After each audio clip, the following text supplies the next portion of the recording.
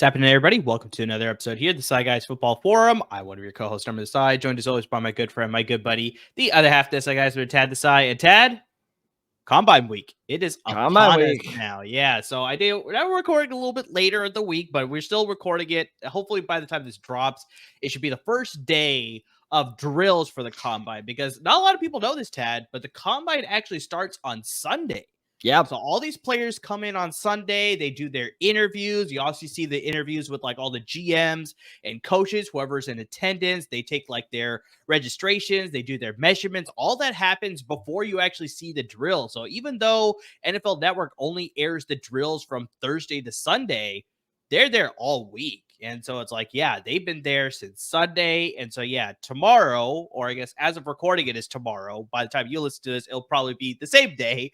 But Thursday is when the drills kick off. I believe we start with the defensive linemen and linebackers, if I remember correctly. You start with the heavies first, then you move into the lighters as the weekend goes on. And they know that on purpose because they know that the viewership numbers for the Combine are not going to be that good.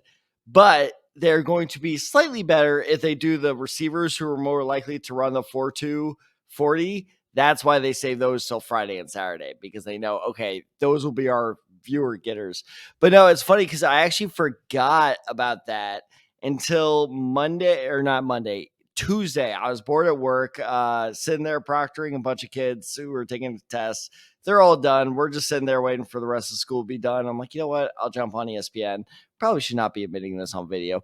But I just saw all these headlines of like, the Chiefs GM says this about Snead. The Bears GM says this about Fields. I'm like, what is happening? Why are all these GMs all of a sudden being very truthful? I'm like, oh, that's right. I forgot the GMs, just like the players, had to do their gauntlet where each one gets a turn at the podium. And you know what? Yep. I respect the honesty. It's true. It's true. So, yeah, Legarius all of that has been happening. Legarius Snead on the trade block.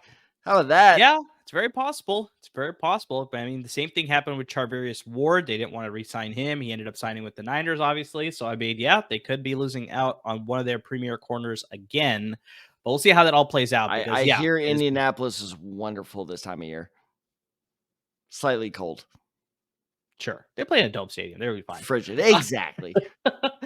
So, yeah, that has been happening all week, but we definitely wanted to get you a Combine preview episode before the drills actually start. So, I mean, we're definitely going to break down some candidates that, you know, could fly under the radar and actually have a good breakout performance during the Combine. Some guys who are facing a lot of pressure when it comes to the Combine. And then with the last one, we sort of went in different directions as far as just like some guys that, you know, just to keep your eye out for at the Combine here. But Tab, before we even get to the Combine and all that talk there, we definitely need to give a shout out to our great sponsors at Underdog Fantasy. I mean, Tab, we've been partnering with them for like about 3 months or so. I maybe even longer than that. I can't remember, but it's just like, it feels like forever because I mean, it's just been such a great partnership with them. I mean, did somebody even say Cap Underdog? knows how good it is. Exactly. And he hates dogs. Exactly. So you have to know Cap is all in when it comes to but he loves these dogs. Yeah, but it's just a great way to sort of get into some betting. You can also get into some fantasy as well, but definitely be a Tad like to leverage it for their betting aspect. You pick anywhere between 2 and 5 different prop bet picks across all the different sports that they offer. I mean, they offer all of them. NFL season might be over, but they definitely got some NBA action going for you. The NHL, college basketball, both women's and men's, MMA, hockey. I mean, just you name it. They got a bunch of different sports. So you just pick anywhere between 2 and 5 different prop bets, between all of those different sports.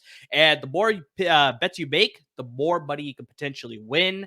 And I mean, just it's a great way to sort of just, easier way into betting. It's just like you pick so easy things as far as like, over and unders. You pick, who's going to score more points between James Harden and Kawhi Leonard, and you got that rival aspect. I mean, just like they're easy prop bets to sort of make. It sometimes gets a little bit more difficult the more picks you make, but I mean, that's sort of the fun. And Underdog Fantasy wants you to participate on their platforms. That's why they gave us a great promo code that we're sharing with you here. That is the promo code DESAI, DESAI. You can double up our initial deposit of $10 or more up to $500 with that promo code DESAI. Like I said, it's for the initial deposit only. So, I mean, yeah, if you were to match the full $500 onto the betting platform and use that promo code on your first deposit, Underdog Fantasy will match that dollar for dollar. And you can bet with up to $1,000 in betting credit on their fantasy platform. So, once again, use that promo code DESAI, DESAI, to double up our initial deposit of $10 or more up to $500 on the Underdog Fantasy platform. You can do that through your mobile devices. You can do that on the website. They're both easy to use. Fun way to get in on the action. And Tad, definitely right before LAFB action is going to be happening in about a month too, so you can start betting on that as well. Well, you say MLB action, but there's one more thing coming a little sooner. You might have heard of it. It's called March Madness, baby.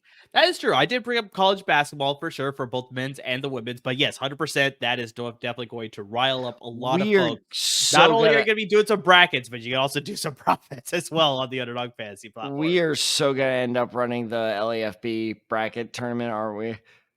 Probably. Oh, Probably. good God. But, I mean, let's not worry about that. That's still a little bit time down the road here. But let's definitely get into, like we talked about, it is Combine Week. So let us get into some Combine talk here, Tad. We got a lot of participants this year. I mean, obviously, we got some guys that are not going to be throwing, like your Caleb Williams, your Jaden Daniels is not going to be throwing, or he's not going to be participating in any of the drills. He's just there for the interviews. Such a mistake. So we're going to get some misses there, but JJ McCarthy will be throwing. You got Bo Nix who will be throwing. So, I mean, you got some guys that, especially with we brought this up before, Ted, and then we'll get into some of our prospects that we selected here, but just like, outside of like those top three guys where it's like, your Jaden Daniels, your Drake May, your Caleb Williams, the rest of it is still like unsettled. So, I mean, this is where the combine can really prop you up as far as like, you know what? I should be the fourth quarterback off the board. I should be a top 5 wide receiver, whatever it is. Just the combine is where there's a lot of attention on it. It's nationally broadcasted, right?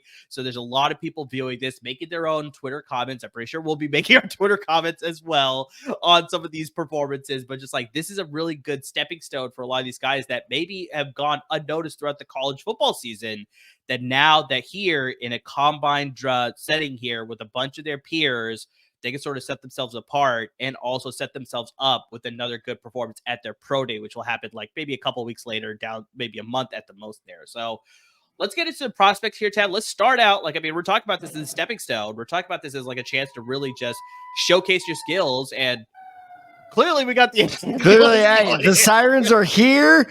We are, yes. This is emergency review right here. Is exactly. The we have to do this right before it starts for sure. Yep. So this is, you got to get all attention, all hands on deck here. So let's start with some breakout candidates here, Tad, because like I said, this is a very good chance for some prospects to sort of showcase what they're made of. Maybe they didn't have the best season. Maybe they had a really good season. They sort of need to reinforce that they were a really good prospect.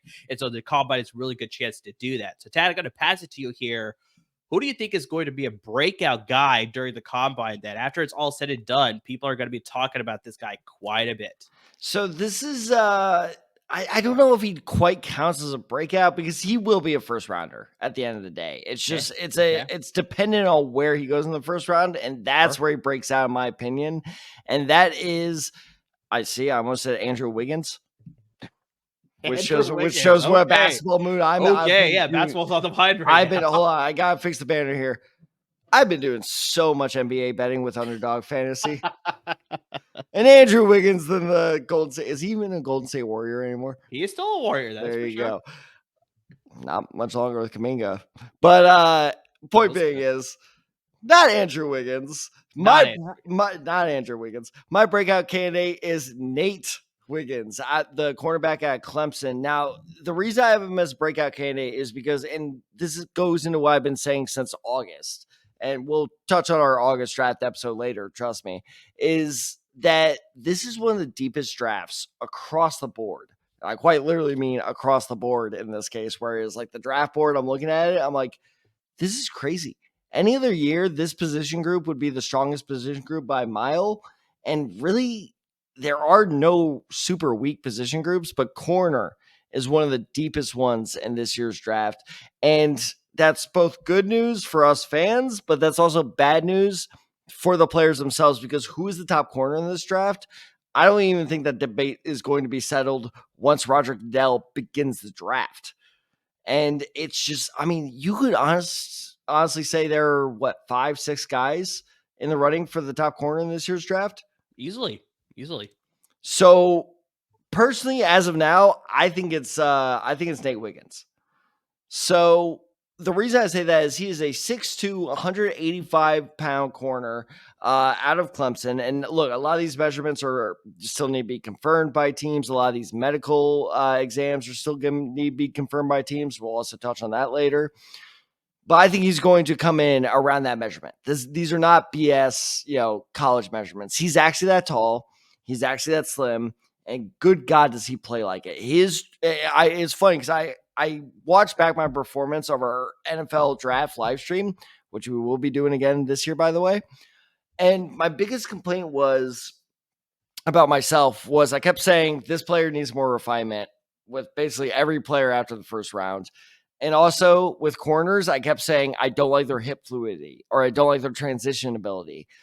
I will not be saying that about Wiggins. Andrew Wiggins, maybe. Nate Wiggins, no way.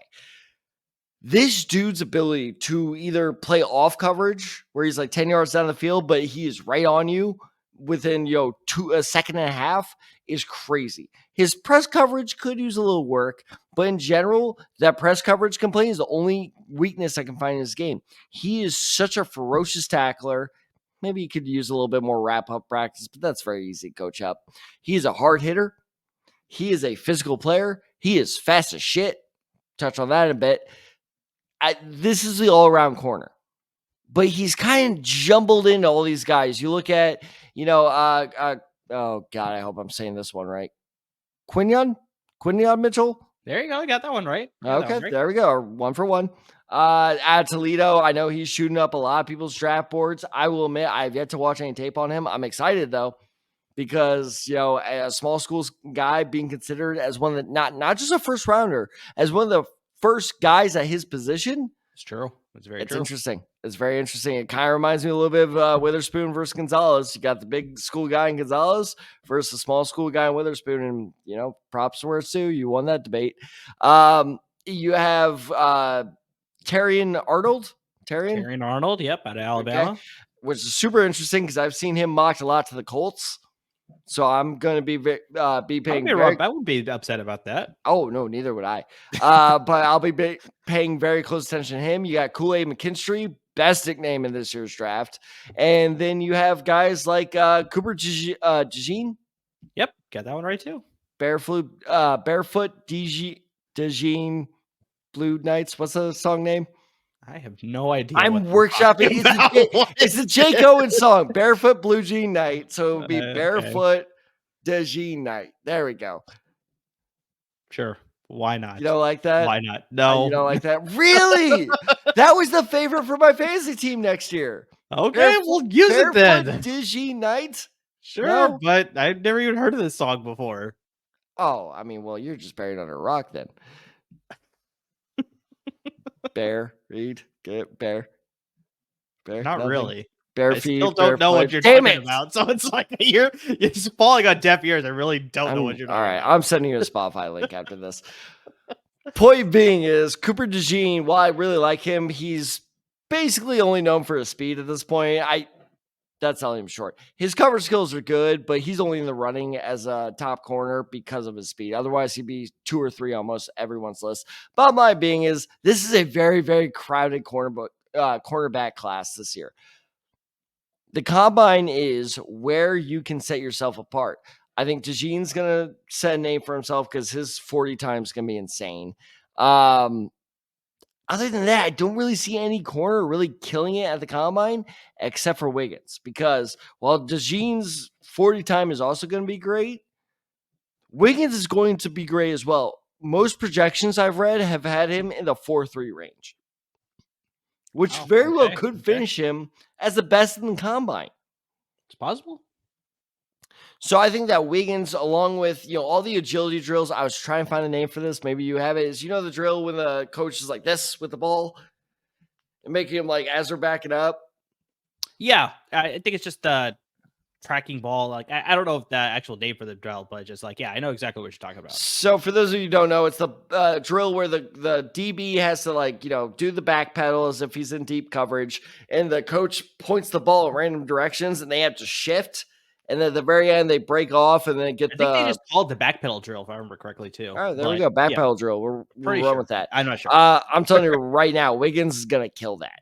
So he's going to kill that. He's going to kill the 3-cone drill. He's going to dominate in every agility drill there is because his fluidity, again, is that good.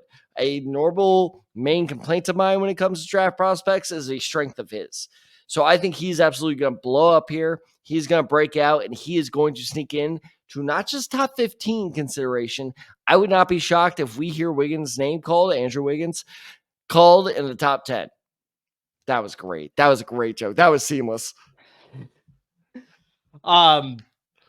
Yeah, it's hard to argue because, like you said, it's just with this DB class, it's so unsettled as far as who's the clear number 1, who's number 5. It's just like it could change every single day, every single week up until the actual draft. So, yeah, right now you can have Nate Wiggins at number 1. You can also have Cooper DeJean at number 1. You can have Kool-Aid McKinstry at number 1, Quinyon Mitchell, Terry Arnold, all the guys that you list off. It's like you can make a case for them to be the number 1 corner in this year's draft class, and that is why it's important that the combine can sort of like showcase all these skills. So yeah, if Nate Wiggins can totally kill it at some of these drills and put up a very impressive 40 time, then 100% he could make his case that's like, no, I'm the number 1 guy in this year's draft class, and I could be on more people's draft boards as being that number 1 corner. But once again, it's so hard because just like depending on the scheme that you run, and depending on the flavor that you want, because this is the same thing with receivers. That's just like, depending on your scheme fit, maybe you like one guy over another, even though maybe the overall consensus could be that no, this guy should be higher than this guy. So, I mean, that's exactly what I was bringing up with Devin Witherspoon and Christian Gonzalez last year, where it was just like, I think Seattle with that type of scheme, Devin Witherspoon fit that more compared to Christian Gonzalez, even though Christian Gonzalez was a very good corner, probably might have been a first quarter taken ahead of Devin Witherspoon if somebody else was taking it. But in this case, it's usually that scheme fit too. So, yeah, even once it comes to drafting, I 100% agree with you. That's like, depending on the team, it could go in any sort of different direction here. And I think that's a good transition point here because I brought up receivers. So I actually have a receiver as my breakout candidate. It's a guy that our good friend Jamal Modney, gotta definitely make sure the we Mod Man. Get his name right. The Mod. I like that. The Mod. All right, that's a new one. That's a new one. All right, we're so he brought it up during our Senior Bowl live stream because even though the game wasn't all that exciting, the whole Senior Bowl practice week really showcased this guy's talent. And he played a couple snaps during the Senior Bowl where you got to see some of this talent as well. But I'm talking about Ladd McConkey, the wide receiver out of the University of Georgia. I mean, the Good guy job, just... Was that? Greedo, do you not get that reference? Greedo, yes, I guess I get that reference. Well, do you understand the McConkey connection? No, he's not. Good God, how mean do you think I am? I don't know. Just making I'm not going to say someone looks like Greedo. Jesus. I really don't know. So, no, I don't know that the connection is with Greedo. No, there is no connection. But in one of the 8 edits of New Hope is right before Han shoots. For some reason, Greedo goes McConkey. Oh, so okay. I'm telling you and so you know what? Next time if McConkey kills it this weekend, like you're projecting, I am so going to tweet that out from the show account, which by the way, you can follow using the links below. Oh my God, I actually nailed the timing for once. But yeah, so he says McClunky, or no, it's McClunky. That's what Greedo says. McClunky, okay. All right. So you know what? This weekend, Greedo gets his revenge with McConkey. But I think the big thing with just McConkey is just that over the past season that he had here at Georgia, the last season, he just dealt with so many back and ankle injuries that it just limited his production value because he could showcase a lot of great skills because he ended up playing only 9 games last season, racked up 478 receiving yards, only 2 touchdowns, and only had 30 receptions over the course of the entire season. So over the course, though, of his career, though, he really was able to showcase that he's a burner. He's a home run threat. Like, I mean, Georgia used him in a lot of screen games, but then he was able to take it for like 40, 50-yard gains, even touchdowns as well. So, I mean, the guy was just, very good with his speed, but not only his speed, because Jamal brought this up during the live stream, that just like the guy was an absolute route technician during his time at Georgia as well. But just, I think he was just a little bit, single faceted when Georgia was using him as far as just mainly being a speed threat. But I mean, you could definitely see some of those route combinations. He's very, deceptive with his routes as well. So it looks like he's going one way, but then all of a sudden he could change direction. That stop start ability, he was able to show that as well during the Senior Bowl practice week and really just, get a defender to get on his heels. And if you get a defender on his heels, that's where you can take advantage of the receiver and really get open to allow your quarterback to find you and get some big plays down the field. So it's hard during the combine here, Senior Bowl practice week, whatever it is, to sort of like shake that injury bug, quote unquote, that's being put on you, because all you're doing is running drills on your own. So it's like you're not really going against defenders, you're not really doing it. That they haven't figured all that element to it during the combine. It'd be great if they do that, because I think that's one thing that'd be nice to see. Whereas it's like instead of this structured practice, essentially, right? But yeah, so unfortunately, he won't be able to shake that as much, but he will be able to showcase the speed. I'm pretty sure he's going to run a 4.340. I don't doubt that at all. With the skills as far as like the actual position drills, I think he's going to be able to show like, the quick on the slant routes. He could track the deep ball really well. I mean, just everything that you're sort of looking for in a receiver, McConkey is going to be able to display that. And because he's able to display that, I think a lot of scouts are going to be like, you know what? Maybe we could look past the injuries in his last season here. We could look at his overall skill set. We could put him a little bit higher up our draft boards, because I mean, right now it's looking like he's probably going to be an end of day three, not end of day three. I should probably say top of day 3 pick because of his, injury history. But I think with a solid performance and being able to sort of showcase his skill set that he has, I don't doubt that he could be a next level, very impressive slot receiver and slide his way into day 2, depending on him having a solid combine as well as a solid pro day. But Lad McConkey, I think he could ball out at the combine. 100%. And he's one of those guys that and I really do mean this, is if he was drafted in the second round, a lot of people would be like, whoa, like that's a reach. No, A little bit. No, I don't think so. And here's And I why. think unfortunately, Tad, like I did get to this point as well, but just like you were talking about it before, where it's just like the DB class is very broad. The wide receiver class is also very broad. There's a lot of great I talent. think the wide receiver class is probably the deepest. It's one of the all deepest for groups. sure. And I think just unfortunately because of that and that injury history, then it's like, That's I think fair. scouts may value some of these other receivers, and McConkey will then, seeing him go in the second round, some of these other talent is there. I think I could gauge some of the reaction that some people may have. So I 100% agree with you, where it's just like, yeah, I think people may be like, yeah, that's a little bit of a reach there to take McConkey in the second when there's other talent out there. But I think he can kill it, and I think he can live up to that expectation if it does happen. But I'm still more reasonable that I think he'll probably be a round 3 pick, but still live up to that as well. Be a little bit of a diamond in that sort of round 3, mid day 2 pick. Well, it's funny you should say like, midday 2, kind of middle rounds. Cause yes, I know the round I'm about to mention was not a day 2 pick.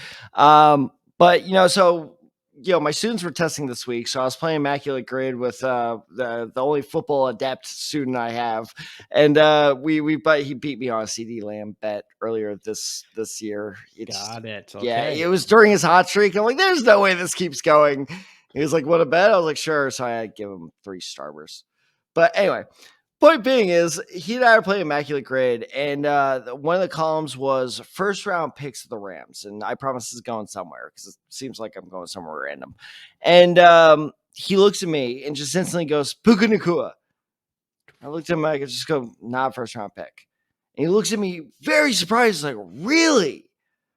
I was like, yeah, no, he wasn't.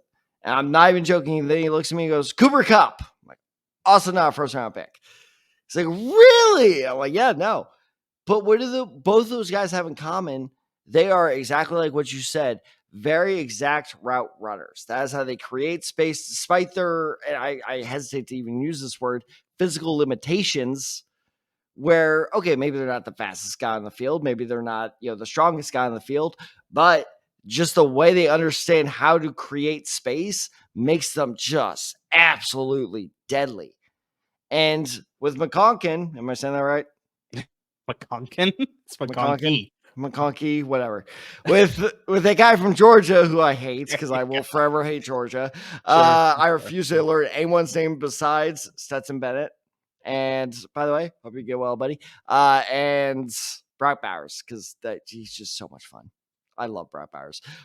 Other than those two, refuse to learn anyone. Point being is the clear, crisp route runner. I think that is the next evolution of the receiver. We saw the stretch the field guy in the early 2000s. We saw the all-around athlete with guys like Jamar Chase and Justin Jefferson, who are still clearly succeeding. But I think that is the next step in receiver success, is who can create space by manipulating the field. And if McConkey,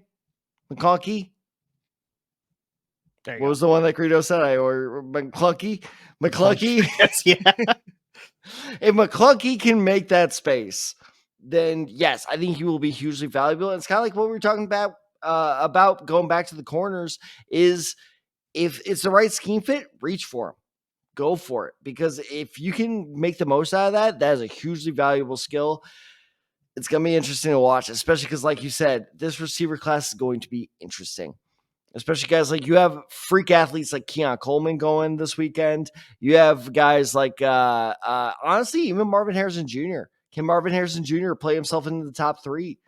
Because right now the very popular mock is him at number 4.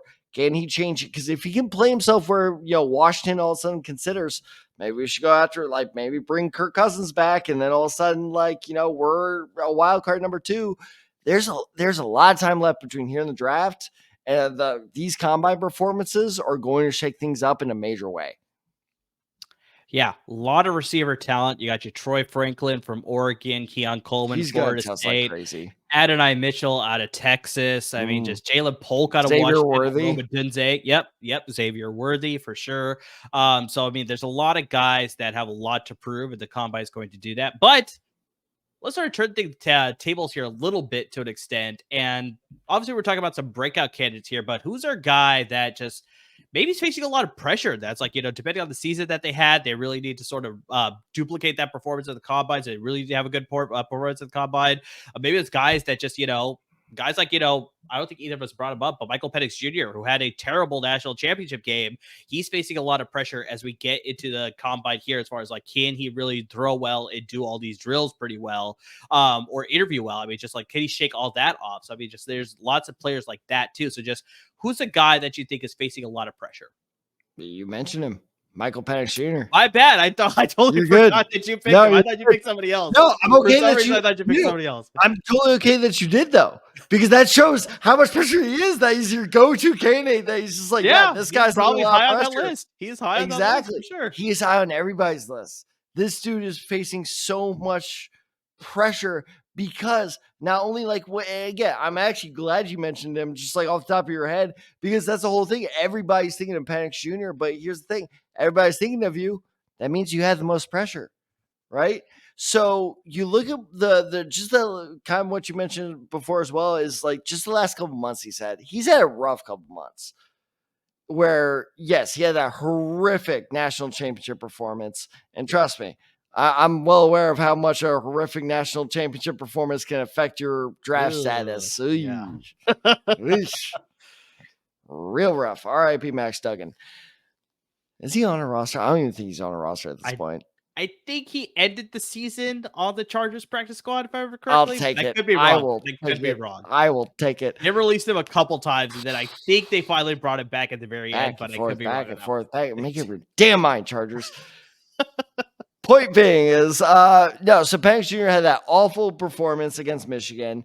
And I think I said this during our Senior Bowl live stream, which, by the way, you can go back and watch on the LAFB Network YouTube channel. But it was like watching two different players.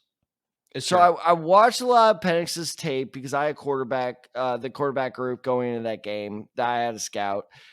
And I kept watching Penix's tape. I'm like, I love this guy. I love this guy. I love this guy. And I purposely put off the Michigan game as long as I could because I'm like, I just want to see what happened.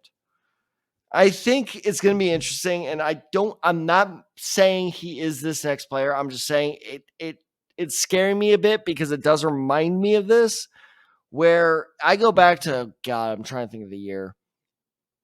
Maybe 2014. Maybe you can fact check me on this. It reminded me a lot of when I was watching Johnny Manziel. Okay. And I was like, either Mike Evans is really good or Johnny Manziel is really good. The chances of both these guys being really good are slim to none. Yeah, that's fair. God knows we got our answer to that. Where I was like, all right, Mike Evans made Johnny Manziel there. And that's where I'm worried. It's like, it's either this very solid Washington O-line, this very, very good Washington receiver group that is making Penix, or Penix is actually good. Now, I will say, to his credit, Indiana has only had 2 successful seasons in the last 2 decades, and both those seasons were when Penix was their starter for most of the season. True. So that is a huge plus to his side because, oh my God, that Indiana football program, if you can call it that.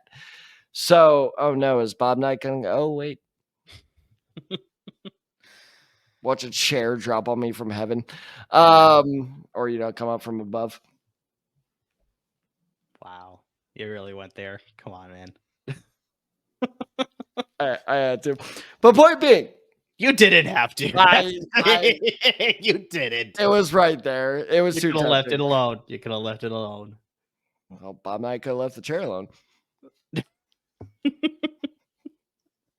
And the player. More importantly, the player. Forget the chair. Move on. So point being is, I think that Penix actually does have a lot of promise, but so not only did he suck in the national championship, where we don't know what to expect when this guy's put under pressure, which he likely will be if he goes to a bad team. Can he function the way he normally does? But on top of that, he goes to the Senior Bowl, and I will now admit I did not watch all the practices before our live stream. I watched all the practices now, and I think this is fair to say. Maybe you'll agree with me. Up and down. I've read a lot of stories where it's like, oh, Penix is at a terrible week. I don't know what they were watching. Like, he had a couple good throws. He also had a couple not so great drills. And then, of course, he didn't play in the game. That was the biggest thing is I want to see you in a game situation. You can only put so much stock in practice. That's also why I don't put so much stock in the combine personally. Scouts still put a whole lot of stock in both these things. Whatever. So he had an up and down week in practice. Fine. And to me, that means, especially for the Senior Bowl, where it's such a quick turnaround from the end of the year, draft stock doesn't drop, doesn't rise. If you're middle of the field, you stay middle of the field. Here's the important thing, and you kind of mentioned this earlier. He's going to throw. I think that's a very interesting. That's a very interesting decision. I personally like it. I think that's a good decision. I can also see the opposite argument why that's a bad decision. So McCarthy, and Bo Nix are all going to throw. Mm-hmm. That shocked me. I thought most of them were actually going to sit it out. And so the fact that Jaden Daniels surprises me. Jaden Daniels sitting it out surprises me. That wouldn't surprise me that much. Really? You think that he's just riding the Heisman hype? I think so. I think it's keeping that mystery. I think sort of keeps you cemented as one of the top picks then. Whereas if you showcase that, it's like, oh, well, he actually didn't look good on that throw. He didn't look good on that throw. That can knock it down. But it's if you don't even do it, then it's just like, oh, well, now we only need to rely on tape. And that sort of keep his stock a little high. So I can understand that one. Fair. Okay. No, that's fair. Caleb Williams not throwing didn't surprise me at all. No, you only have something to lose. You're the guy everybody's gunning for. But point being is if Penix can nail these throws, if he can test well, on especially the 40, I could see him posting a surprisingly good 40 time. Agility drills, he's pretty good with that. But here's the biggest thing, why he's a make or break candidate. And you're right. You mentioned this, I think, first thing in the episode. These tests are already done, but these could determine where Penix gets drafted, and those are the medical physical tests. Because you have to keep in mind, this guy has torn both his ACLs. Yep. He is hurt both his shoulders. It was not the same shoulder getting hurt over and over again. Both of them suffered severe injuries that took him out for at least six games, both times. Those medical tests are going to be massive. And the reason we haven't heard anything yet, because yes, granted, they just did them today, and I think we'll probably hear something by Friday, but these teams are sending all their findings to their doctors right now. I can almost guarantee you it's 10:45 Central Time. I can almost guarantee you all 32 teams, those doctors they hired, those trainers they hired, are looking over their all the physical reports they've gotten, not just at Penix, but every player right now. Mm-hmm. I can almost guarantee you that. And if those reports come back with even a slight negative, and I have a great example to prove this, it's going to be very, very bad for Penix. So it's almost unfair to make him a make or break candidate or face the most pressure because it's something entirely out of his control. But regardless, this is a huge stepping stone for him because if all the medical reports come back, hey, he's all clear, all of a sudden he's in the first round conversation again. It's true. Despite the national championship struggles, because again, in 90% of his other games, he looked awesome. So I think, but if there's a slight thing where, no, that shoulder ligament or that shoulder, cartilage looks a little like worn down, it's gonna kill him. It's gonna kill his draft stock. And before people like you're being over dramatic, I will keep you in mind because I remember I could not believe the Rams landed this guy when we did. Robert Quinn, at this point, almost a decade ago, suffered, I want to say a heart attack. It's like a heart attack or like a stroke or something like that in high school. In high school, he suffered this. And all the medical reports came back. It was clear. He was good to go. But still, teams are so scared that one incident that he slipped all the way to the Rams, because this was like the 1 year the Rams were good when they were in St. Louis because they were picking at like 12 or 13. He slipped all the way there, and they took Robert Quinn. And it's just like, if that scares teams away, imagine if like someone with four major injuries doesn't check out with the medics. It's huge. So like, this is a big, big weekend for Penix. Yeah, no, I agree with that. I think just any quarterback that's participating in the drills, it just is at the combine with all these medical evaluations and running the drills. Like, I mean, quarterback gets all the attention. So, I mean, 100%, he's going to be put under the microscope. Does he pass all those medical examinations? What sort of results are going to come from that? And what's going to get passed to all 32 teams? It's really going to make a huge difference. And also remember, Tad, that during the national title game, he goes getting sacked pretty hard. He was suffering a rib injury during that game too. So, I mean, good point. Is he fully healed from that too? Like, that's another thing to add to that list of injuries that he's sort of been suffering in the past season. So yeah, very interesting to see what happens with Michael Penix Jr. He's like the worst version of Madden when you start a franchise and then you send the first couple of games. You're like, all right, I'll stop the sim here. And then the player has like red all over their bodies when you check in on them. And you're like, what the hell happened here? Yeah. And you're like, oh, you can put this guy back in, and the injury risk is like high or whatever. He's like, no, exactly. It's like separate your shoulders. Do you want to put him back in? And you're like, probably not. Yeah, exactly. I'm only down by 3, damn it. All right, so let's get to the corner position again, Tad. You actually brought up this guy during your breakout candidate, but I'm actually going to bring up a guy who's facing a lot of pressure, and it's exactly for everything that we sort of already brought up, so I don't think I'm going to spend a ton of time on him. It's because this defensive back class is so loaded, especially at the top, that's just like, who's going to separate themselves? So Kool-Aid McKinstry is actually my guy as a player who's facing the most pressure at the combine because entering the pre-draft process, actually not even entering the pre-draft process, entering the preseason, before the college football season began, a lot of people picked McKinstry to be their number 1 defensive back. Then obviously the season happens, and Quinyon Mitchell at Toledo has a really good season. And we already talked about his running mate on the opposite side. Terrion Arnold showcased a lot of great skills, especially in that Michigan game. We got Cooper DeJean. Unfortunately, he dealt with some injuries, so he wasn't able to flash his full abilities either. And he's showing that versatility to play either quarter, or a lot of people say he can project to play a safety as well. So, I mean, he's got that versatility there. And then also you brought up your guy, Nate Wiggins. So, I mean, it's just like there's all these guys that all of a sudden had such a great season that's just like falling by the wayside was McKinstry. And I mean, just like it's hard to knock him down because he still has a lot of talent. The guy is still very good. He plays at a high level. I mean, honestly, he's a great press man corner, but he has the versatility to play as a zone corner as well. Smooth transitions, like you were talking about with Nate Wiggins. I mean, McKinstry sort of showcased those same skills as well, going from the back pedal to transitioning between hip to hip and following the receiver, mimicking his route. So, I mean, he's really good at that. He can stay on top of the receiver step by step, really just shadow that receiver and prevent him from making any sort of play on him. Not afraid to get into the mix either as a physical corner to get into the run game too. When you're playing at Alabama, you sort of need to be a little bit more well-rounded. And McKinstry's not afraid to get in there, get dirty, and tackle the ball carrier and be a solid run defender as well. Honestly, like I said, there's a lot of things to like about McKinstry, but just like I said, because of the rise of some of these other guys, I think maybe some people are forgetting about McKinstry. And so it's like, as of right now, maybe he's number 5, depending on your draft board. But I mean, just like we were talking about earlier, it's just like, you can interchange these guys so much between now and when the draft actually happens. And even when the draft happens, there may be people shuffling their boards during that time too with this defensive back class. So as of right now, I'm seeing a lot of people actually sliding this guy based on a lot of just, research that I've been doing, sliding this guy somewhere between 3 and 5. So it's like he fell from that number 1 position. A lot of people are valuing some other guys instead of Kool-Aid McKinstry. But I think because of that, if he could put up a solid combine performance as well as a solid pro day performance, I think he could remind some scouts that's like, hey, I was the preseason number 1 in your draft rankings.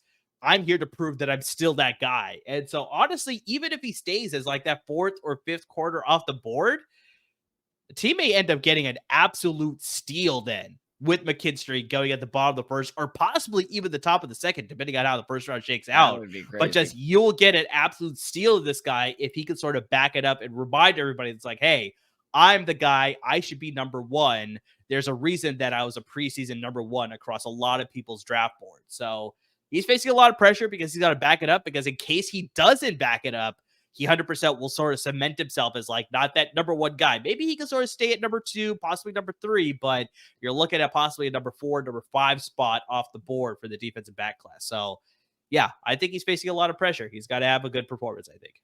All right. You know who also is facing the most pressure at the combine? Who's that? You and me. Because good God, you're 100% correct. Like, this first round is going to be so hard to analyze. Yeah, it's going to be tough. It's going to be tough. Normally, you have a range of about 1 to 40 players. That and I mean, Dad, obviously, you had to throw in trades into the possibility too, because we don't know what Chicago is doing at number 1. Oh. You obviously got teams that are rumored to possibly trade up. Like I brought up that scenario with the Broncos, the Raiders possibly could trade up. Like, I mean, who knows? Because that's going to throw a Steelers or a wild card. Who the hell knows? Yeah, exactly. The Steelers are going to do? It's going to be wild. It's going to be insane. And that's the thing is, like, normally you have a range of like 1 to 40 players that you can usually depend on. And of course, there's going to be that one guy who sneaks in. You just kind of BS your way through it. I'll tell the audience the truth on that one. I swear to God, these are actually accurate numbers. Is right now I'm projecting. I'm going to have like notes on at least 60 players ready for night 1 easily. Mm-hmm. And cornerback is a very large reason for that, because yeah, no, you're 100% right. And I'll share a funny story. I remember, during the preseason, and because I'm the draft guy, the draft nut, is I was reading, NFL mock drafts in August. And this was back when I thought Anthony Richardson was going to be bust. Everybody thought the Colts were going to suck. And we were picking at like number 5 and 6 in a lot of mocks. And who were we taking? Kool-Aid. Yeah. Mm-hmm. And I was very, very happy with that. Now where's Kool-Aid going? To the Philadelphia Eagles, way back there. And it's by no fault of his own. He did nothing wrong, like you said. True. It's just that everybody else looks so damn good. And you're right. This is either where he reminds people or he falls to the wayside. And that would be one of the things that reminds me of the year when Nakobe Dean.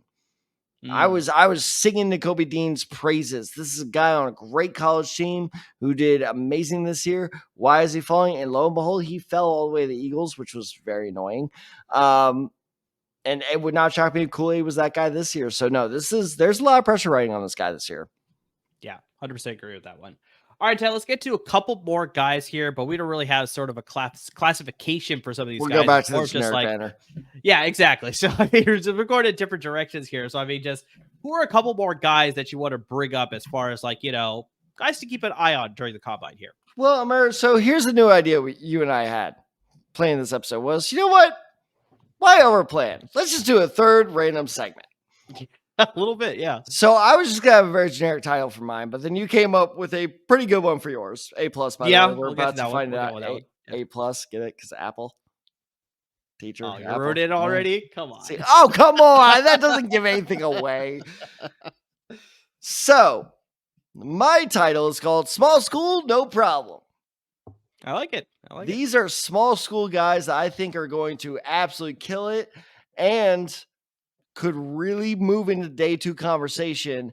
Wow, and I really do mean this. All right, so first one is, and I said it way back when in the beginning of this episode, I said I'd bring back our August draft episode when we talked college football. We need to do more of that, by the way. This realignment talk is fascinating. Did you hear TCU might go to the Big Ten? Interesting. Okay. Yeah. No. Okay. So, college football talk in the summer. Could it happen? Stay tuned. Point being is, in August, I said I love this guy. He could be my new draft crush. There's no if, and, or buts about it. This guy is my new draft crush. He's so good.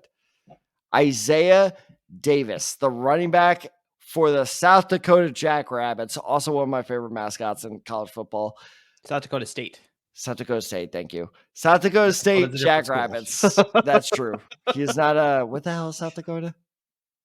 I don't remember what South Dakota I'll look it up. I do know it's a different school. Yeah, no, it's a very different school. Because South Dakota State is a powerhouse. That is true. Yes.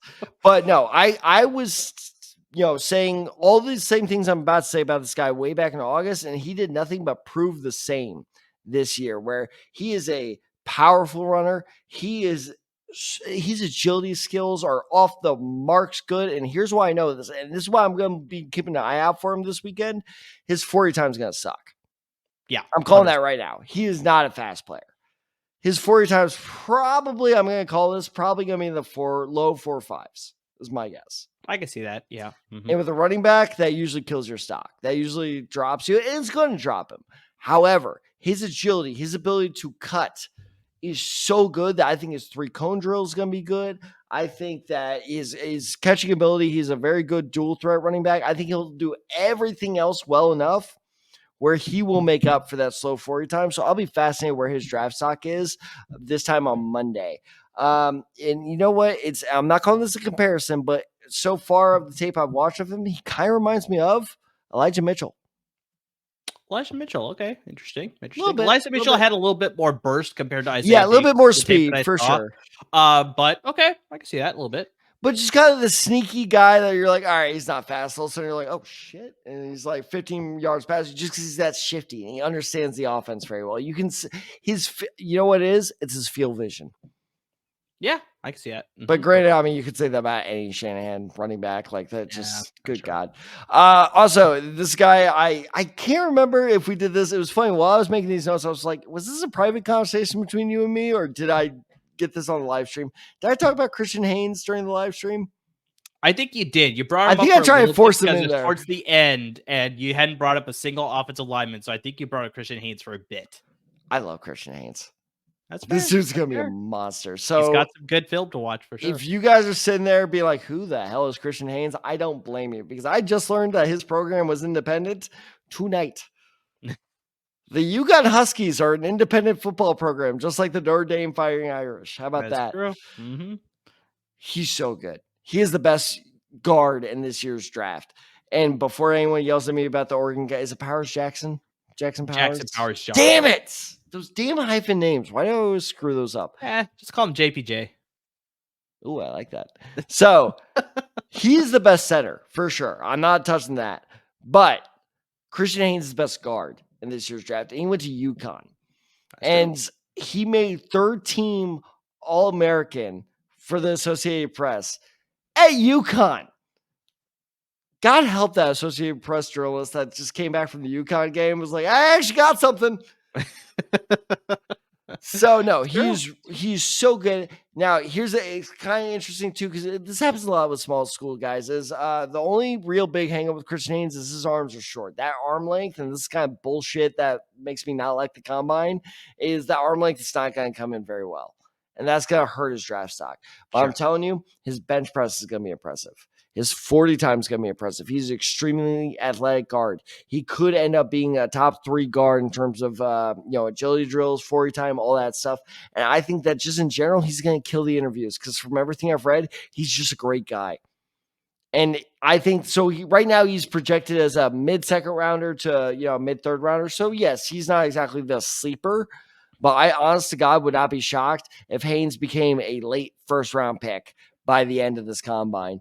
So I really like Christian Haynes. You kind of finally the guy will bring up future Indianapolis Colt number 4, Malachi Corley.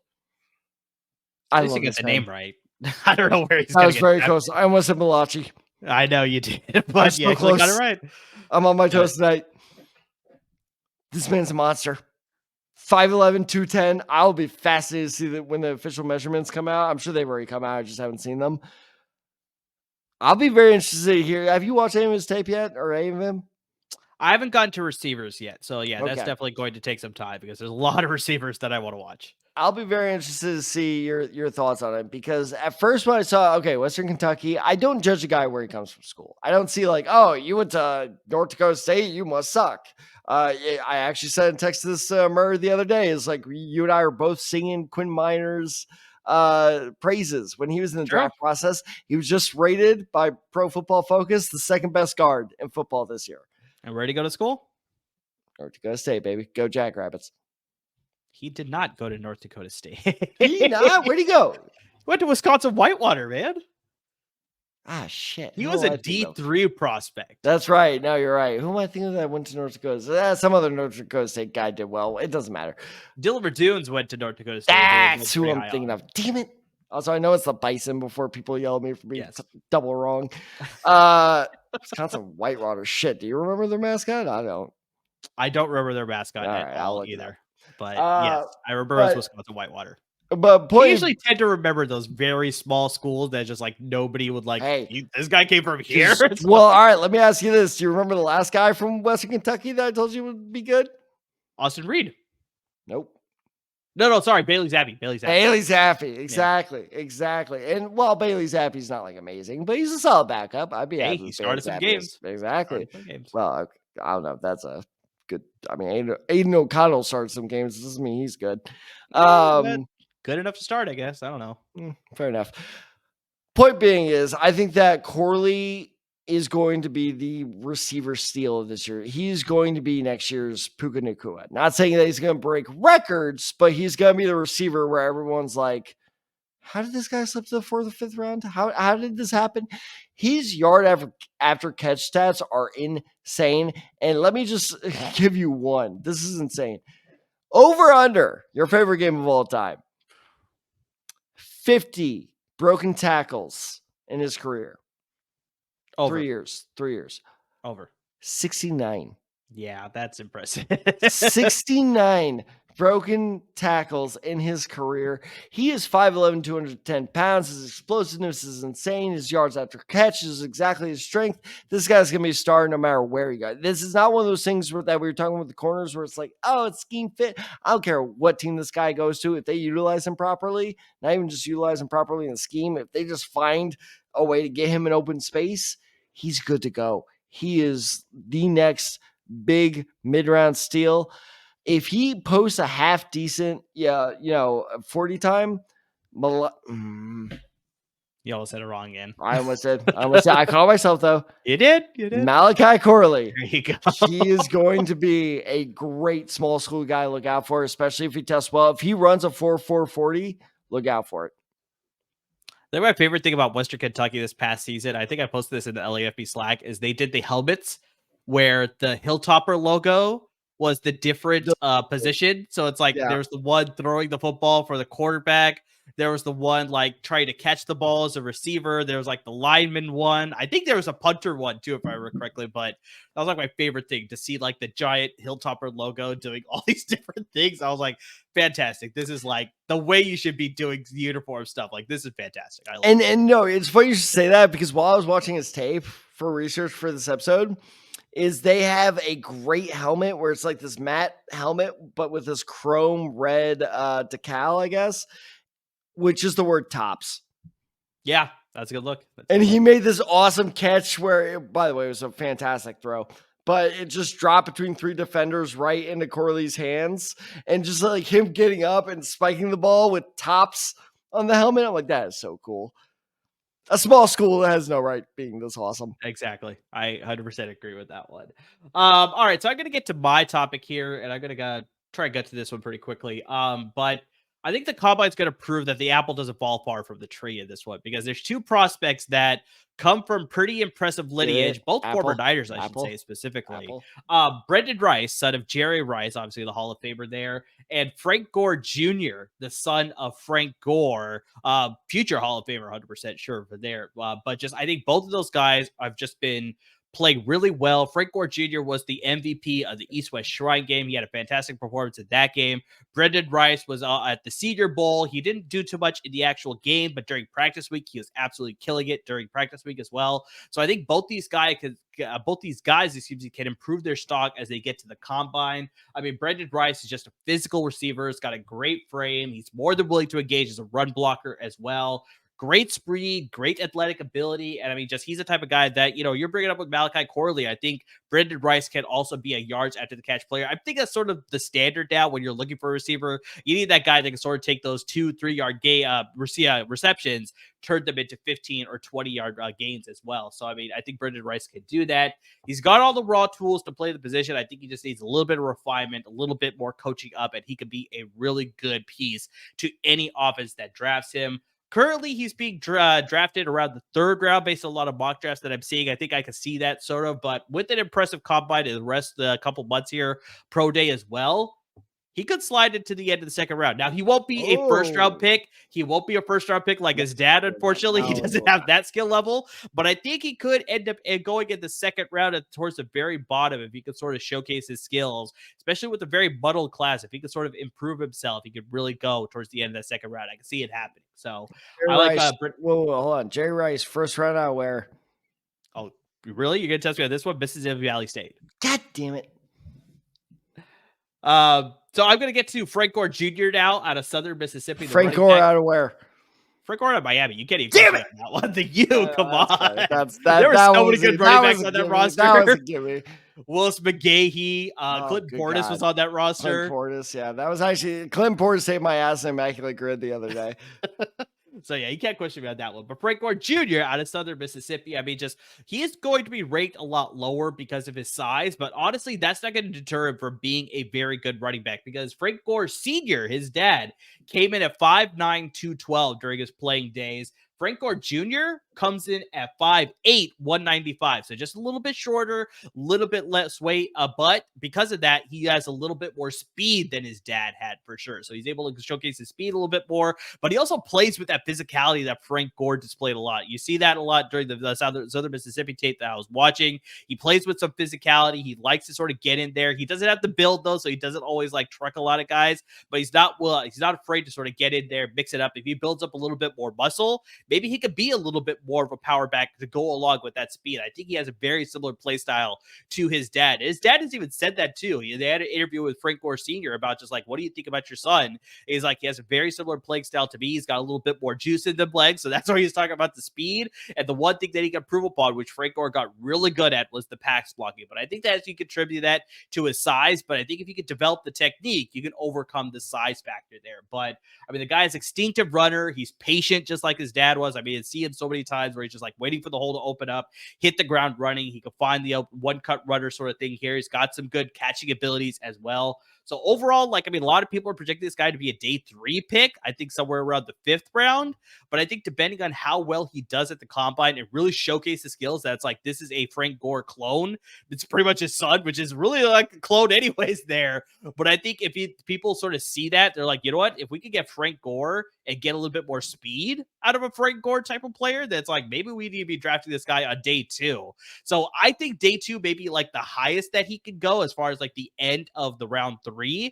Probably I see him going at the very top of round 4 as a day 3 pick. So he probably will stay in the day 3 range there. But depending on how well he does at the combine in his pro day, he could find himself, like I said, going at the very bottom of day 2. And before I close it out here, Tad, Southern Mississippi is where Frank Gore Jr. went to.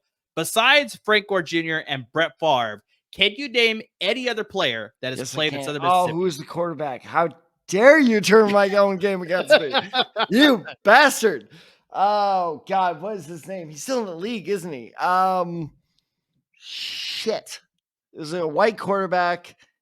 Is it Nate? It's not Nate Sudfeld. Not Nate Sudfeld. Oh, good God. This is going to drive me nuts. I'm going to be so mad when you name this quarterback, aren't I? Maybe. I don't know, but you're sort of on the right track. So I think you're thinking along the right lines, but I don't know if you'll actually think of it. It's 11:08 my time. I give up. Nick Mullins is probably the quarterback. Nick Mullins! Damn it! All right, fine. Well, all right, real quick. Oh, I will God. give my analysis on the Frank Jr. thing because I think I got you on one. Frank Gore Jr. Normally, I would like lambast you for saying how dare he go in like late day 2. However, we keep talking about how deep the draft class is across all positions or most positions. Running back is one where it's kind of weak this year. It's a little lighter. Yeah. It's a little lighter. Exactly. So like, honestly, that wouldn't shock me if like, late round 3, by the time you and I are absolutely dead. Day 2. Day 2 is sorry, not round 2, day 2. I challenge any of our viewers to go live for about 8 hours and 48. It's Sure. a lot. But yeah, no, it honestly wouldn't shock me that much if that happened because he does have a lot of remnants of his dad. He'll be an interesting one to look out for, especially if he tests well this weekend. That will be very interesting. Where did Isaac Bruce go to college? Oh, that's a good one. I have no idea. Illinois? Oh, you're actually not too far off. He went to Memphis. Okay. Nice. Gotcha. All right, guys. So that's our Combine preview show here. I mean, we got through a lot of prospects here, but I mean, definitely watch the Combine, even if you have to watch it. It's during the workday, unfortunately, for Thursday and Friday, so you probably can't watch it live, but definitely record it and watch it because, yeah, you definitely get a lot of insight from both the broadcasters as well as watching the drills. You get to see how these guys are going through it. Get a lot of just, fun, especially with the 40. A lot of people love it. Me personally, I'm not a huge fan of the 40. I don't think it really shows you that much. Memory of being on LAFB is when Jamal Monty broke down the math of why the 4-yard dash is ridiculous. I think that was our very first Senior Bowl where we ever went live. It might have been. And I was super nervous. And then he spent a solid 15 minutes of breaking down like the aerodynamics of why the 40-yard dash is not smart. And I'm like, I love this man. Yeah, but some people love it. They like to see the speed, obviously, there. But just, the position drills are a lot of fun to watch. So, it's going to be a good, 4 days or so. Tune into the action. We'll have all the analysis for you, probably as we're watching the Combine for sure, giving you our thoughts. And definitely we'll have a Combine recap probably later next week. But, the best way you can find out about all of our episodes and keep up to date with us, follow us on all our social media handles. You see the Twitter coming right down below. You got me at OtherSide23, Tad at TadTheSide94. Got the show handle at The Decide Guys, and of course on Instagram at The Decide Guys as well. Hit us up. We're here to give you any information that you need when it comes to the draft. Fantasy football season doesn't end during the regular season. I mean, you can continue that during the offseason. So we're here to give you some help with that, with your dynasty leagues, your keeper leagues, even some redraft leagues if you're starting to look at that strategy. So, I mean, please hit us up with those questions as well. Your draft questions, any questions at all. If you want, talk about baseball, because that started up, me and Tad can do that too. So, I mean, please don't be afraid to hit us up. Wherever you listen to your podcast, make sure you subscribe so you're always up to date with our podcast. If you're watching us on YouTube, make sure you subscribe to our YouTube channel. And guys, please give a support to our parent network at LAFB Network. They're cranking out a lot of great content with the Chargers and the Rams at the NFL level and the Bruins and the Trojans at the college level. Lots of stuff happening with all 4 of those teams. So definitely you can find a lot of great information on the LAFB Network website as well as their podcast and their social media handles. So please give them a follow. Without them, there would be no us. And to everybody who's already supporting us in so many different ways, whether you're listening to the podcast, watching the videos, interacting with us on social media, whatever you're doing, just anything and everything that you're doing to support the podcast, we can't thank you enough. And as you saw, our third segment tonight was kind of just like a random segment. Talk about whatever you want to talk about, but hey, I'm free for rent. You want me to talk about whatever you want to hear about? You hit me up on those social medias right below, and I will absolutely use that segment to talk about, give you the information that you want to hear about. So if you guys want to know more about the draft, if maybe, you know what, and I promise this is coming, more free agency news, more free agency reaction, franchise tag reaction is coming. I can't believe they franchise tag T. Higgins. Yeah. Those bastards make me look like an idiot. But as more franchise tags come in, the more we'll react to it. But if you want our specific reactions, you got to send them in so we know what you want us to talk about. So right there below, see, you nail the timing every time. I can't do it. But as always, guys, we make this show for you. We love doing it ourselves, but we want to give you the information, the opinions, the statistics that you are looking for. So please always reach out to us. Let us know what you want to be listening to, what you want to be watching on YouTube, because we want nothing but the happiest audience base we have, because you are the best audience base we have. So as always, everyone, thank you so much for watching. Thank you so much for listening, and please stay safe, everyone.